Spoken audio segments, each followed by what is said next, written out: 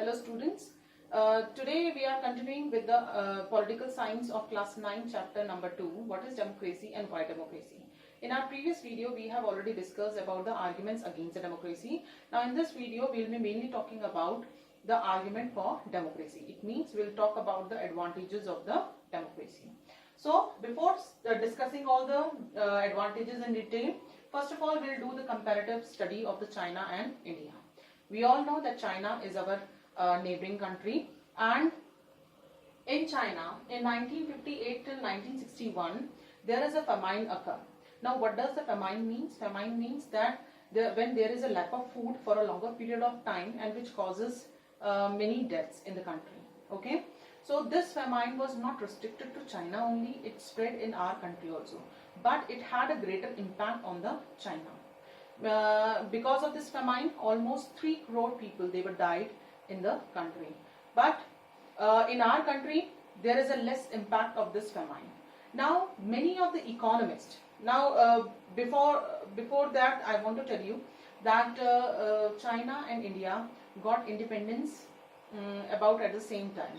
So many of the economists they thought that as both these countries they got independence at during the same period of time, so their economic condition was almost similar, but the famine, the same famine which occurred in both the country, and the impact of that famine was worst in the China. So these economists they thought that it was happened because of there was a differences in the form of government in both the country. Because you all know students, which we have already discussed in our previous in my previous lecture at the beginning of this chapter, that in China there was a communist party system was there, okay, and in our country we were having the democratic country, okay.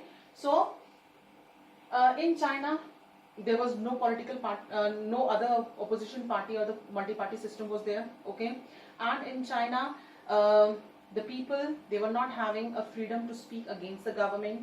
There is no freedom of press was there, okay. But if we talk about our country, where we were having the freedom of press and we also have given the freedom to the citizen also. It means that here in our country in our country the government becomes more responsible and more accountable to its people, because if the question has been asked by the people or or the citizen of the country, so the government has to answer to the people. So it happens in the democratic country, but in China this kind of system was not there. So the economists they thought that if in China there would be a multi-party system, there would be a freedom of press was there would be some basic rights were given to the citizens of the country, so this kind of situation could not have occurred in the China, okay. So by this case study we come to know that in democratic form of government, the government is accountable, is more accountable. Accountable means they are more answerable to its citizens. They have to respond to its citizen, okay. Now next advantages says that it improves the quality of the decision making. Now this point can be this point we have already discussed in the disadvantage also, but it is also an advantage, okay. How it can be advantage?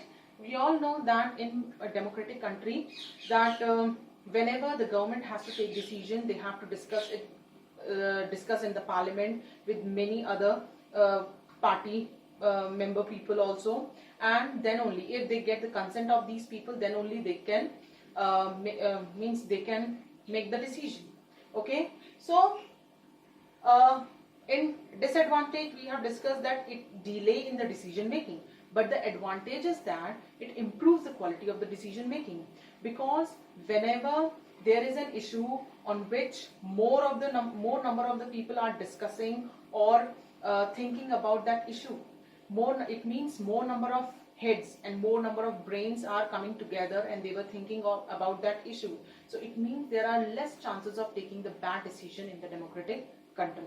So it says that it improves the quality of decision making.